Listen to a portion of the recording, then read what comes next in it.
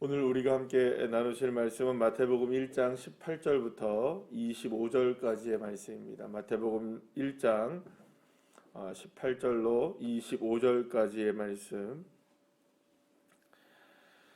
우리 다 같이 함께 합독하시겠습니다. 예수 그리스도의 나심은 이러하니라. 그의 어머니 마리아가 요셉과 약혼하고 동거하기 전에 성령으로 잉태된 것이 나타났더니 그의 남편 요셉은 의로운 사람이라 그를 드러내지 아니하고 가만히 끊고자 하여 이 일을 생각할 때에 주의 사자가 현몽하여 이르되 다윗의 자손 요셉아 내 아내 마리아 데려오기를 무서워하지 말라. 그에게 잉태된 자는 성령으로 된 것이라. 아들을 낳으리니 이름을 예수라 하라. 이는 그가 자기 백성을 그들의 죄에서 구원할 자이심이라 하니라. 이 모든 일이 된 것은 주께서 선지자로 하신 말씀을 이루려 하심이니 이르시되 보라 처녀가 잉태하여 아들을 낳을 것이요 그의 이름은 임마누엘이라 하리라 하셨으니 이를 번역한즉 하나님이 우리와 함께 계시다 함이라. 요셉이 잠에서 깨어 일어나 주의 사자의 분부대로 행하여 그의 아내를 데려왔으나 아들을 낳기까지 동침하지 아니하였더니 나음의 이름을 예수라 하니라. 아멘. 할렐루야. 마태복음은 예수님의 계보, 족보로 이렇게 시작이 됩니다. 그래서 예수님의 족보가 쭉 예수님이 태어나기 전까지 예수님이 어떤 과정을 거쳐서 이 땅에 오시게 되었는지를 쭉 설명을 하게 되죠. 그런데 오늘 본문 1장에서 이제 오늘 본문에서 보게 되면 바로 예수님이 태어나는 바로 직전의 과정, 그러니까 자신의 이제 육신의 어머니와 아버지에 관한 그 이야기가 오늘 이제 본문을 통해서 소개되고 있는 것을 보게 됩니다. 예수님은 마리아에게 잉태가 됩니다. 이 땅에 태어나시는 과정이 이제 소개가 되는데요. 예수님이 그 임신이 이제 되게 된 것은 그것은 사람의 방법이 아니었습니다. 여기서 오늘 본문에 보시게 되면 이제 마리아와 요셉과 마리아는 이제 약혼을 한 상태가 됩니다. 그래서 우리나라도 지금은 뭐 이제 거의 약혼이라는 제도가 거의 이제 없지만 약혼이라는 것은 이제 결혼을 하기로 전제하고 약속을 한 것을 이제 약혼이라고 얘기를 하죠. 그래서 이스라엘의 이 전통에 따르면 약혼을 하게 되는 과정이 어떤 과정을 거치게 되냐면 1년 정도, 그러니까 결혼하기 1년 전에 약혼을 해서 이 여인이, 그러니까 결혼을 하게 된 이 여인이 과연 순결한 여인이었느냐, 이거를 이제 테스트하는 기간으로서 1년을 갖게 되는 겁니다. 그래서 같이 살지만 동침을 하진 않아요. 그래서 이제 아내를 데리고 오면 이 아내를 1년 동안 살펴보는 겁니다. 그러니까 1년이라는 기간이 뭡니까? 이 여인이 임신을 했느냐 안 했느냐를 보는 기간으로서의 그런 시간을 갖게 되는 거죠. 물론 지금으로 우리가 생각한다면 여러분들 오해가 될 수 있고 뭐 이런 제도가 다 있어 이렇게 얘기할 수 있는 것이겠지만 2000년 전에 그러니까 유대 땅에서의 전통이 이랬다라는 것입니다. 자, 그런데 그렇게 이제 전통을 지켜서 약혼을 하고 요셉과 마리아가 정혼한 상태에서 약혼을 한 상태에서 함께 지내게 됩니다. 근데 함께 지낸다고 해서 이들이 부부는 아닙니다. 아직 부부는 아니에요. 그러니까 테스트의 기간을 거쳐야 되는 시간이기 때문에 딱 보니까는 결혼을 하게 될 이제 약혼자인 약혼 여인 마리아가 좀 뭔가 이상한 거예요. 뭐냐면은 배가 이렇게 불려오기 시작했겠죠. 이렇게 딱 보니까 요셉이 보니까 이거는 이상하다. 이건 왜 이런 일이 벌어졌을까 생각을 했던 거예요. 왜냐하면 임신이 이제 되게 됐으니까. 그러니까 범인은 자기가 아닌 거예요.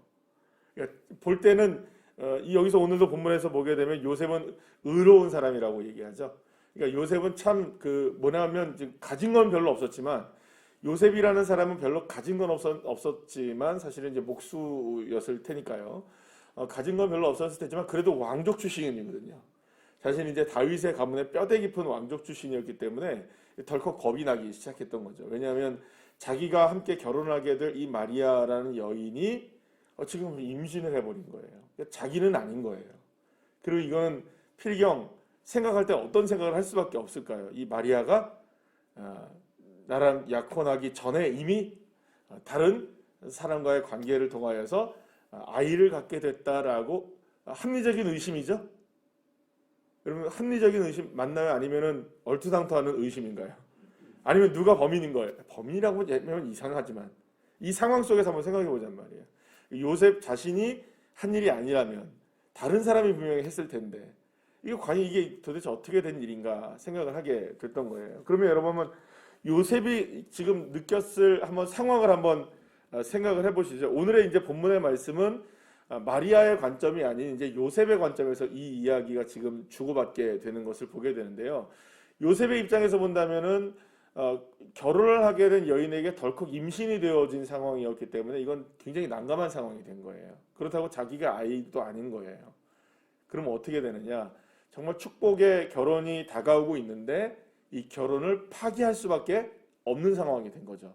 그러니까 전통에 따르면 그리고 율법에 따르면 이런 상황이 되었기 때문에 요셉은 이거를 율법에 따라서 이거를 처리하려고 하지 않았습니다. 이 율법은 뭐냐면 이제 이렇게 된 상황이면 이 여인은 부정한 여인이 되어서 바로 어떻게 됩니까?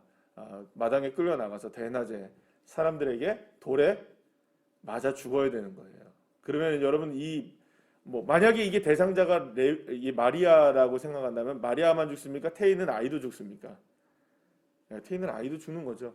굉장히 끔찍한 일이 벌어지게 되는 거예요. 그러니까 사실은 지금 그 요셉의 입장에서는 첫 번째, 나에게 왜 이런 일이 일어났을까? 행복한 결혼이 돼야 되는데. 그리고 두 번째, 이 마리아가 이렇게 처참하게 죽어가야 하는 모습을 자기가 두 눈으로 지켜봐야 한다? 이건 정말 더 끔찍한 일이었던 거죠. 갑자기 일어난 일이었어요. 갑자기. 자신이 이거 원했을까요? 안 원했을까요? 이런 상황을. 전혀 원한 일이 아니었죠. 그러니까 우리가 지금 예수님이라는 걸 알기 때문에 사실은 뭐 그렇게 기쁜 일이지라고 생각하는 것은 우리의 관점이고요. 당시에 이 상황을 그 하나님께서 가르쳐 주기 이전에까지의 이 고뇌, 요셉의 고뇌에 찬 모습들 한번 생각해 보시죠. 그래서 19절 말씀에 뭐라고 얘기하냐면 드러내지 않고 어떻게 하려고 그랬다고요? 가만히 끊어내고자 하여 이렇게 얘기를 합니다. 그래서 이 일을 생각할 때에 이렇게 얘기해요. 그러니까 이 일을 생각했다는 건 뭐예요? 어떻게 이 일을 처리하면 이게 가장 문제없이 이게 잘 처리될 수 있을까? 그러니까 밤낮 며칠을 어떻게 했다는 겁니까? 지금 요셉이 지금 고민하고 또 고민하고 또 고민하며 인생에서 지금 자신의 인생 가운데 몇 년 살진 않은 인생이 갑자기 이런 일을 당하게 된 거였어요. 그러니까 너무너무나 자기의 인생 가운데 갑자기 칠흑 같은 암흑이 찾아온 거죠. 갑자기 칠흑 같은 암흑이 찾아온 거예요. 그러니까 이걸 어떻게 할 수 있는 방법이 없었던 거예요. 그렇다고 지금 말씀드린 대로 율법대로 했다가는 큰일이 날 것 같고, 그렇다고 결혼을 하자니 이거는 내 일은 아니고, 그러니까 이걸 어떻게 하지 하다가 결국에는 이 요셉이 가만히 끊자라는 생각이 있던 거죠. 집으로 돌려보내자. 누가 파기를 시키는 겁니까? 그러니까 자기가 파기를 하는 거죠. 자기가 손해를 감수하고 희생을 감수해서라도 이 여인만은 살리자라고 결정을 내리게 되어서 가만히 끊고자 했던 것이라고 말할 수가 있습니다. 자, 그럼 여기까지만 우리 생각해 보면 다윗도 그렇고 마리아도 그렇죠. 여러분들 한번 생각해 보세요. 마리아도 얼마나 황당했겠어요. 자기는 분명히 지금 어떻습니까? 지금 처녀입니까? 아닙니까?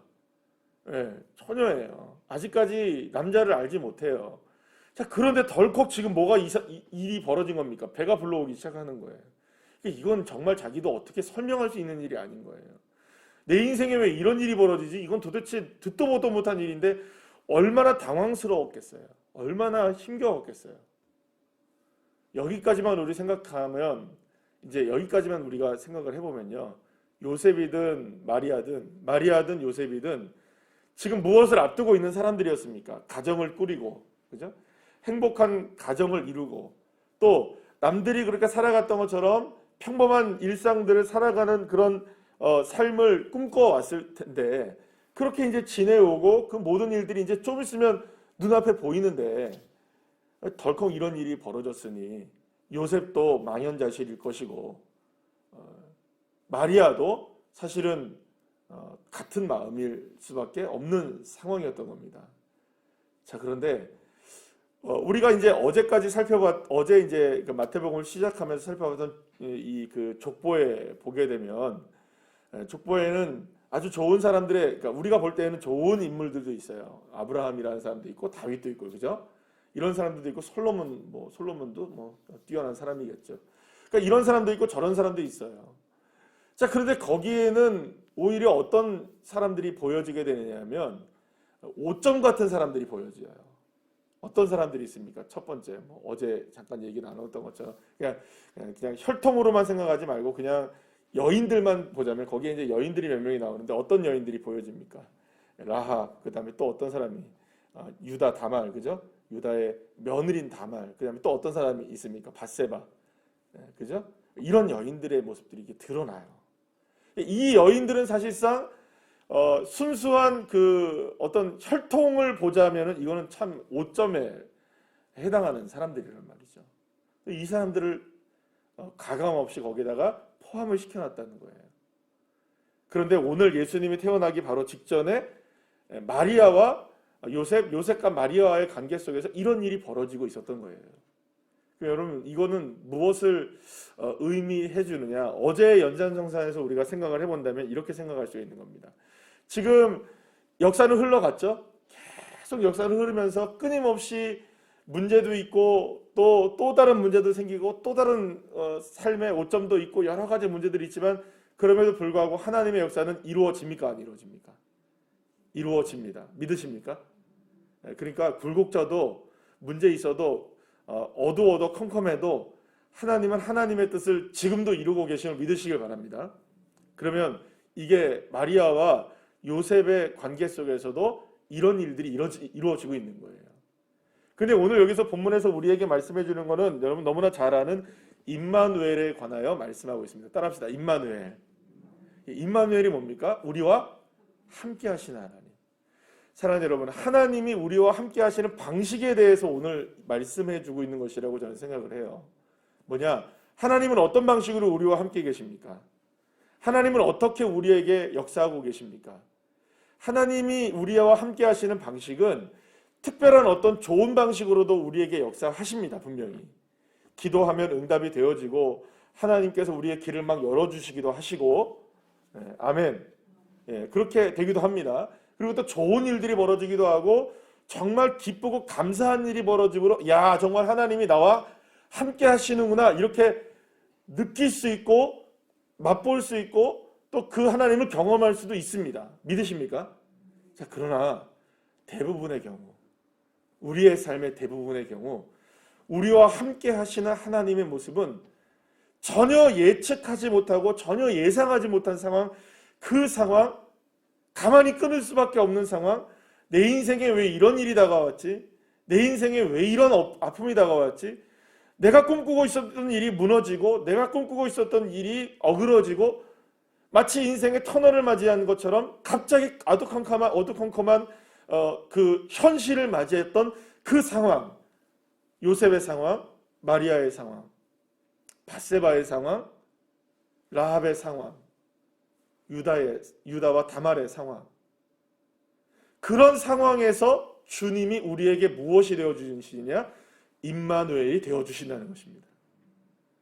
그럼 이 말은 어떤 의미를 갖고 있나요? 우리가 생각할 때는 폭망했다, 이거는 도무지 가망이 없다, 이건 도무지 어찌할 수 없는 인생의 아픔의 순간이다, 너무 캄캄한 미래가 보인다, 아무것도 볼 수가 없다 라고 생각하는 그때의 주님의 구원의 역사는 이루어지고 있음을 믿으시기 바랍니다. 그게 임마누엘입니다.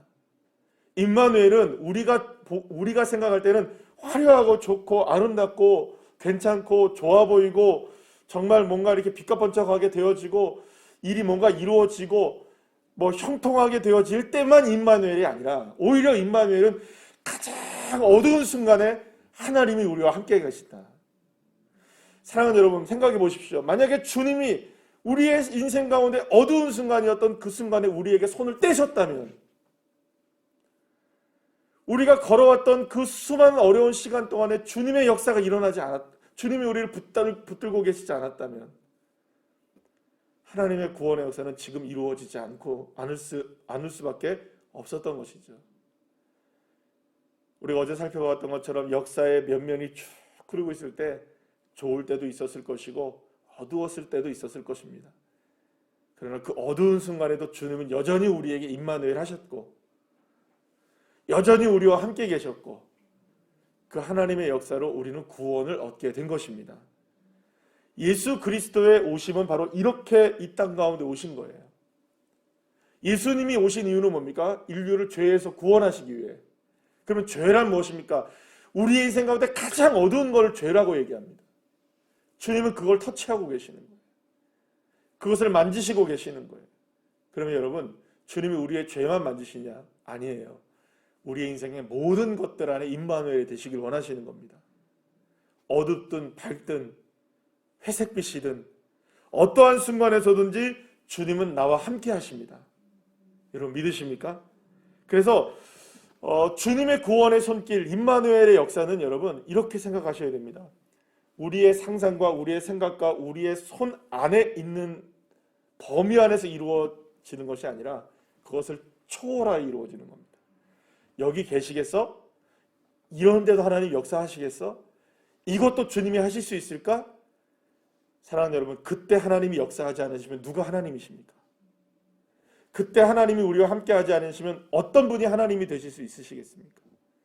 가장 어두운 순간, 가장 힘겨운 순간, 가만히 끊어내고 밤을 지샐 수밖에 없는 고민의 시간을 보내고 있었던 요셉에게 주님이 다가오셔서 이것이 바로 임마누엘이라고 말씀해 주시는 그 주님. 오늘 하루를 시작하는 여러분의 삶 가운데 오늘 다가오셔서, 오늘 이 시간 다가오셔서 여러분들의 삶 속에서 어떤 모습으로 지금 지내고 계시든 내 삶에 눈물이 있든 한숨이 있든 캄캄한 터널이든 지금 주님이 여러분들에게 다가오셔서 말씀하십니다. 지금 내가 너와 임마누엘 하고 있는 거야. 믿으십니까? 그것이 바로 주님의 구원의 역사이십니다.